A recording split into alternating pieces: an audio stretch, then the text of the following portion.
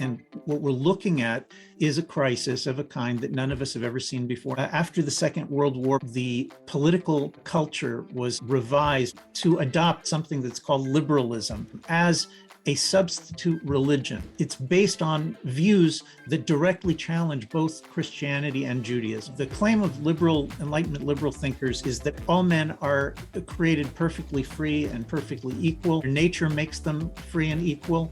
Moral and political obligations are taken upon yourself through a process of consent. If you don't consent, then you're not really obligated. And finally, that the purpose of government is only to protect the rights and the equalities that were given to man by nature. The problem is that over time, these axioms, these assumptions cut biblical religion to pieces. There is a difference between a biblical view which says that there are commandments which shape the moral and political world, and that we have obligations that are not chosen by us.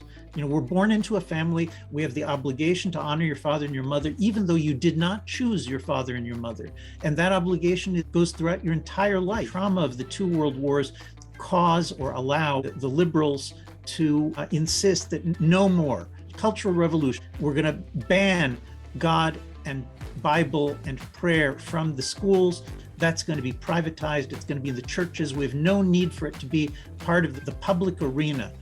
And from that moment, which begins in 1947, when the U.S. Supreme Court declares separation of church and state for the first time to be an integral part of the American Constitution, there's the beginning of a steep, radical cultural revolution, first in the public space, but then, once you send kids to school for, five days a week, year after year after year, and none of their teachers, none of the principals, none of the guest speakers are allowed to talk about God or about the Bible or to pray.